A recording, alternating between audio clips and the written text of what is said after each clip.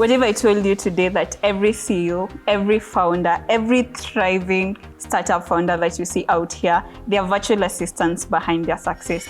Virtual assistants is the secret weapon to every business in 2025. This is a very big yet extremely lucrative field.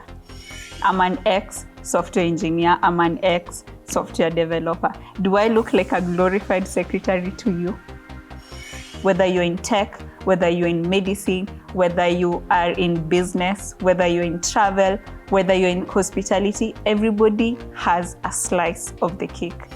This podcast is going to show you how exactly to venture in this market or this industry the right way. Welcome to Virtually Vast, where virtual assistants here don't just take notes, we take over. I'm your host, Virtually Saitore, and here we talk real skills, dive into the mess, the wins, and the money moves behind every virtual assistant. So pour in your chai, rebuke that imposter syndrome, and let's get you virtually vast.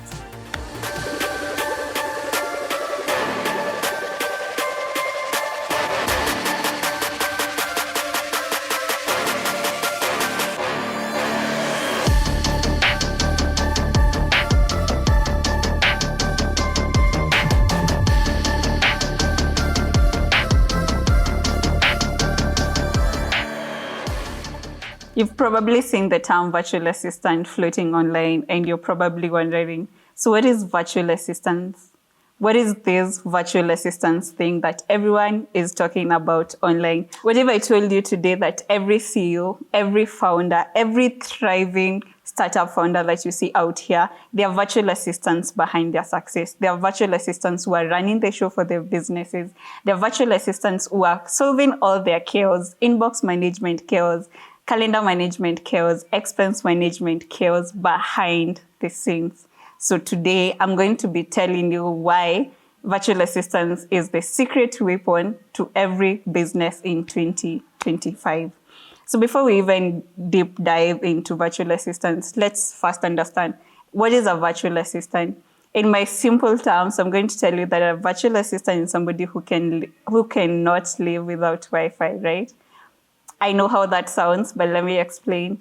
Imagine yourself working virtually and you do not have internet, for instance. Hotspot is not enough, so Wi-Fi is going to be your go-to thing as a virtual assistant. So that is just my own understanding about virtual assistants or my own example what a virtual assistant is.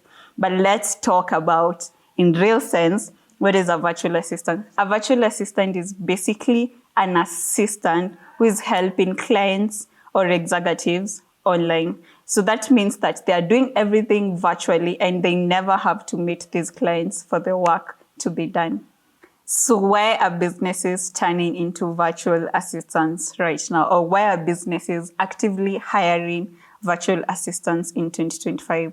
One, there's a very high demand for remote and lean teams. Like most businesses prefer remote teams nowadays as compared to physical teams. Another reason why there's a very high demand on the virtual assistance industry, not just in Kenya, but in Africa and the world in general, is a lot of cost effectiveness.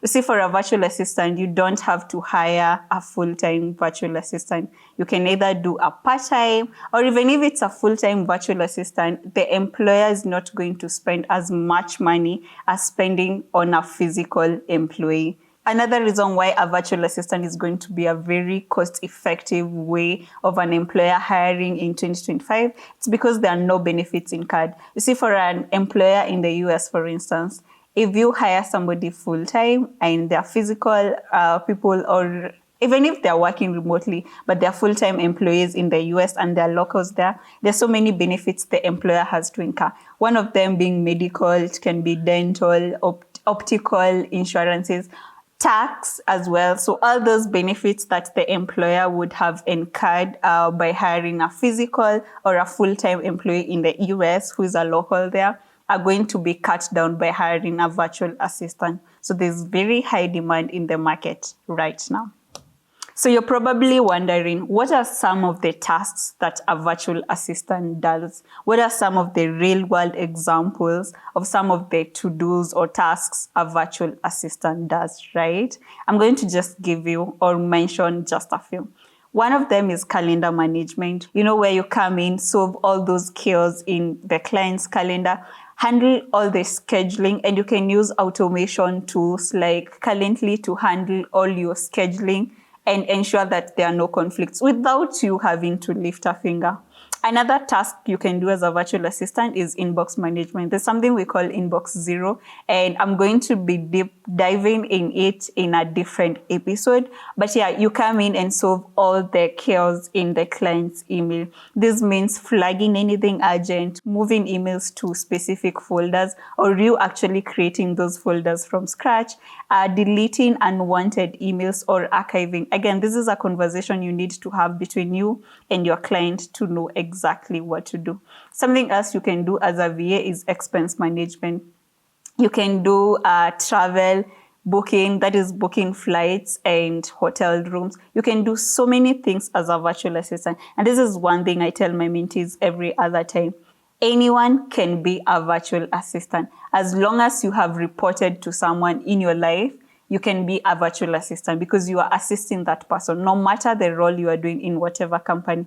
Even the CEO is the assistant to the board, and that's why they pay allegiance and report to the board. So this field is quite diverse.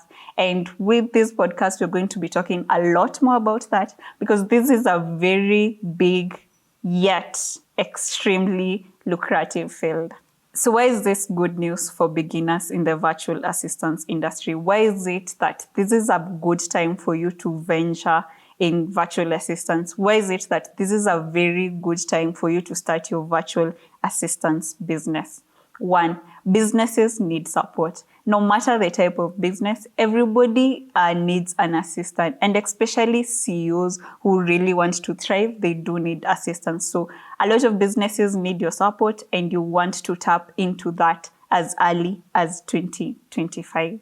Another reason why this is good news to every beginner out there is that you do not need a fancy degree to become a virtual assistant. And I know that can cause a lot of imposter syndrome, especially if you do not have what people call papers out here. But let me tell you, in the virtual assistance industry, all you need are your transferable skills. And I know you might not have them right now, but transferable skills are things you can learn easily and you start your career in the virtual assistance industry. Another reason why I want you to tap into this industry as early as now, it's because you can be able to build up your niche over time according to your strengths and interests. Now, I have mentioned something, and that word is niche. Now, there are so many niches in the virtual assistance industry. Like I said, it's a very big cake, and there's a slice for everyone. So what does that mean for you who is aspiring to become a virtual assistant? All it means is that you can explore out of more than 300 niches that are out there in the market right now.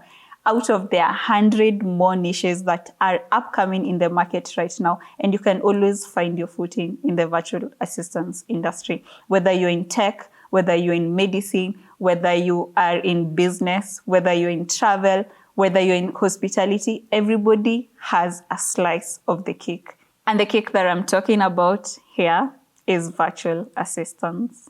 I know I have said so many good things about the industry, but something worth noting, there are so many misconceptions about the same industry that I would not want you to fall for. Take TikTok, for instance. There are so many content creators who are creating content around virtual assistants. Now, somebody might say something controversial for views or just to trend. But once you're able to get or able to discern and gauge their content, you're able to know what to consume and what not to consume. So I'm just going to mention just but a few misconceptions in the industry that you should not fall for. One, you do not need to be a tech guru to be a virtual assistant. Now, I know how that sounds, considering I'm an ex-software engineer, software developer, but I hardly use those skills, not unless I am dealing with CTOs, and those are chief technical officers, and most of them are in the tech industry. If you enjoy doing accounting, for instance, shy away from approaching CTOs.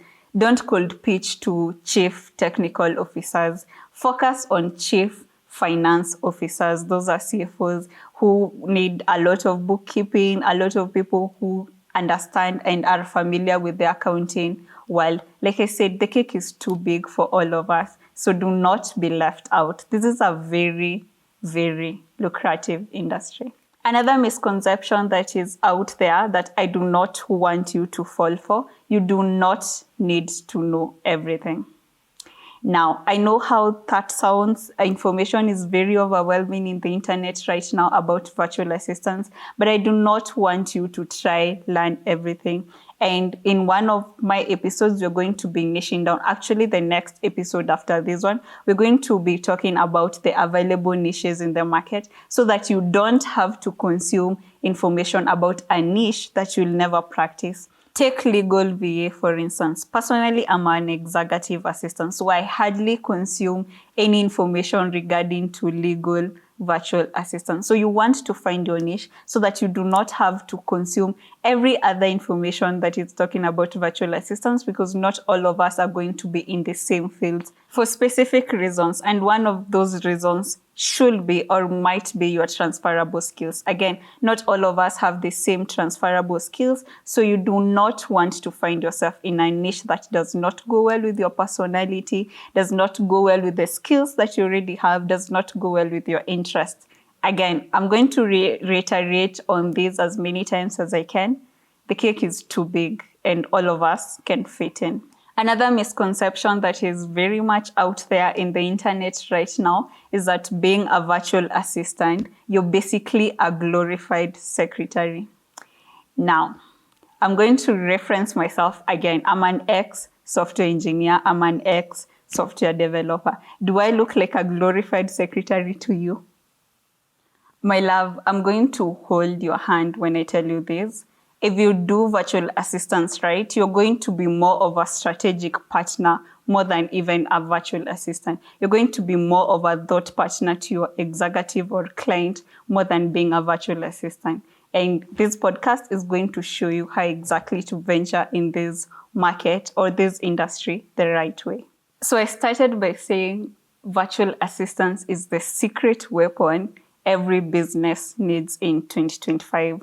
So what makes a VA the secret weapon that every business needs in 2025? One, virtual assistants are going to help businesses grow faster, leaner, and more agile. Two, when a business owner, a client, or executive hires a virtual assistant, they normally offload processes that take much of their time, hence being able to focus on their area of genius. Three, this is my favorite one because this is the actual secret weapon where businesses require virtual assistants right now. With time, the virtual assistant becomes your trusted partner and not just an assistant. So today, I want to encourage you out there who's been thinking about virtual assistants, but you're still wigging it. You're still stopping yourself from actually exploring your own potential. Please check out what virtual assistants is, explore the different niches that are in the virtual assistants industry, and try to find your footing. Check out the next episode where we'll be talking about emerging niches in the virtual assistants industry. But before we close, hold up, because I'm Saitore and I wear so many hats. And one of the hats that I wear is that I'm a VA coach. So please check out Virtually Saitore on TikTok, and all my bootcamp details are on there. So anyway, guys, moving on swiftly, we recently completed the July bootcamp and some of my mentees had some personal questions for me. So I'm going to be answering some of those questions in this episode. Question number 1, drum rolls. Do you think I'm late to start this at 30? Like, is it a good career path? No one is ever late to start anything. No matter the age you are right now, it's a good age for you. Take an instance of myself. I know this is not a very good example because I'm younger than 30, but I've changed my career 4 times. Change your career as many times as you can until you find your footing, until you find a career path that not only fulfills you, but fades you. Question number 2. How did you start as a virtual assistant? Did you have a mentor or someone who guided you along the way? I did not have a mentor when I started virtual assistance industry. A lot of things I learned via YouTube, and I would advise you to do the same. Every information that you need about the virtual assistance industry is available online. You just need to know how to look for the right information. And that's why people are holding boot camps for that. That's why people are holding coaching sessions to just guide you where to look or where to find the right information specific to your niche that you choose for yourself. Question number 3. This is my favorite question, actually. So somebody was asking, what's my favorite food? Now, I know how this is going to sound, but my favorite food is tumbukiza. Yeah, I know. I'm going to explain, guys. So first of all, let me tell you how to make tumbukiza, right? If at all you want to make it for me. So just have your onions, tomatoes, potatoes, meat, roughly chopped spinach, like very big spinach, and some pili, and you boil all that. That's my favorite food. I know how it sounds, and I just need it with just salt, no spices, no nothing. That is a meal I eat when I'm stressed. So that is my favorite food. If you ask me again, what's my favorite food is tumbukiza, the Maasai in me showing off. Question number 4. If you believe in God, do you also believe in the universe? What is your best Bible verse? I believe in God, and that is very much open in all my socials. I'm a faith-driven virtual assistant. Now, do I believe in other things apart from God? Do I believe in the universe? And I've had people asking me, do I believe in zodiac signs or, those things about the universe, right? I don't think I do. I honestly don't think I do. I just believe in God, and that's just that. And I talk about it a lot in my Virtually Sanctuary TikTok channel. So you want to go and check that out. Check why I call myself a faith-driven virtual assistant. So what is my favorite Bible verse? Every mentee in my bootcamp knows my favorite Bible verse. I have either read it to them once or twice or thrice. So Leviticus 26:9. I have not mastered or crammed the entire verse, so just check it out for yourself, please. But that's my favorite Bible verse, and it talks about favor from God. Question number 5. You said you travel a lot outside the country. Is it because of work, like your clients pay for you, or just personal stuff? Oh, this is a very good question. I never had a chance or a situation where a client paid for my travel. I'm still hoping one of my clients will pay for my travel and probably, get me the visa and everything for me to go visit them, but that has not happened. As a matter of fact, I have only met one of my clients in person. The rest of them, I have never met them in person. So I pay for my travel. My clients don't, but I'm hoping they will at some point.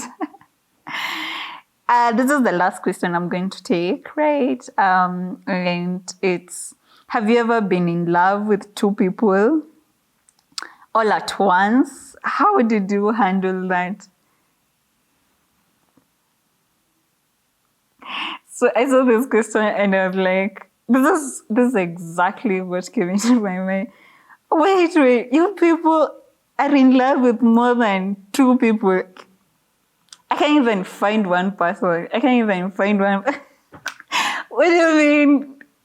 What do you mean you're spoiled for choice? What do you mean you're in love? Okay. What happened, Danny?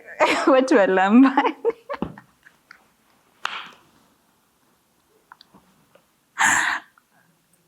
Cut the show.